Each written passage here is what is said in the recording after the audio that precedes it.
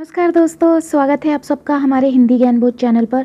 दोस्तों, आज हम जयशंकर प्रसाद की कमायनी महाकाव्य के ऊपर अन्य कवियों द्वारा कहे गए महत्वपूर्ण कथन को पढ़ेंगे।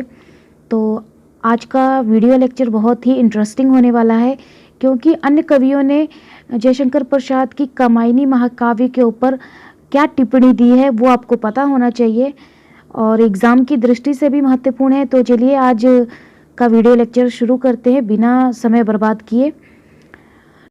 डॉक्टर नागेंद्र जी कमायनी के बारे में क्या कहते हैं कि कमायनी मानव चेतना का महाकाव्य है, यह हार्श ग्रंथ है। उसके बाद मुक्तिबोध क्या कहते हैं कि कमायनी एक फैंटेसी है। इंद्रनाथ मदान जी कहते हैं कि कमायनी एक असफल कृति है। आगे नंद दुलारे वाजपेयी जी कहते हैं कि कमायनी नए युग का प्रतिनिधि काव्य है। सुमित्रा नंद पंत जी कहते हैं कि कमायनी ताजमहल के समान है। और डॉक्टर नागेंद्र जी कहते हैं कि कमायनी एक रूपक है। आगे श्याम नारायण पांडे जी कहते हैं कि कमायनी विश्व साहित्य का 8वां महाकाव्य है। रामधारी सिंह दिनकर जी कहते हैं कि कमायनी दोष रहित दोष सहित रचना है। और डॉक्टर नागेंद्र जी कहते हैं फिर कमायनी समग्रता में समाशोकित का विधान लक्षित करती है।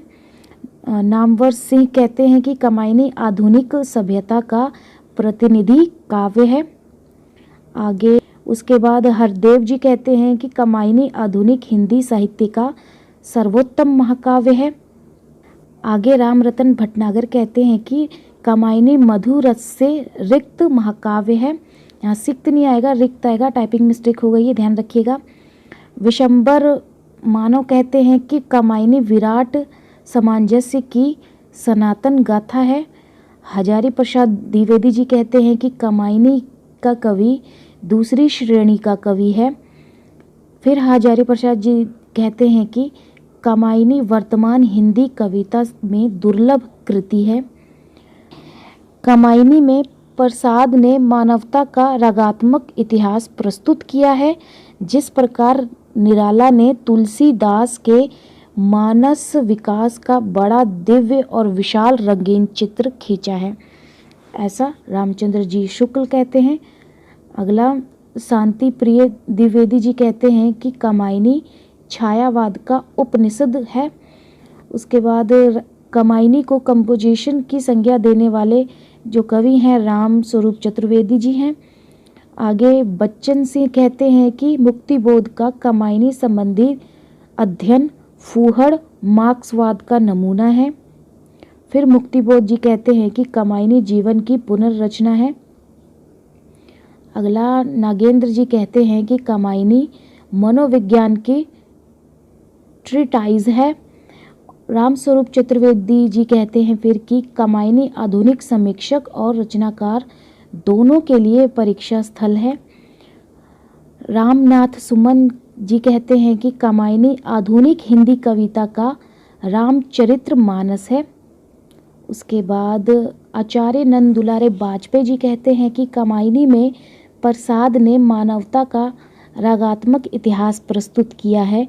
कमायनी मानवता का रागात्मक इतिहास एवं नवीन युग का महाकाव्य है, नंद दुलारे वाजपेयी जी कहते हैं ऐसा।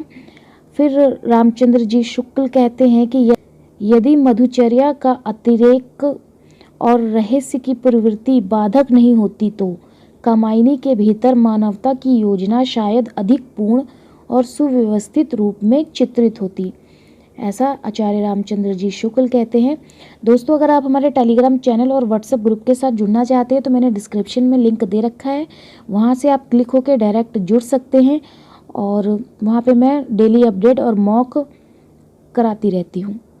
उसके बाद नामवर सिंह कहते हैं कि कमायनी में नारी की लज्जा का जो भव्य चित्रण हुआ वह संपूर्ण भारतीय साहित्य में दुर्लभ है, ऐसा नामवर सिंह कहते हैं।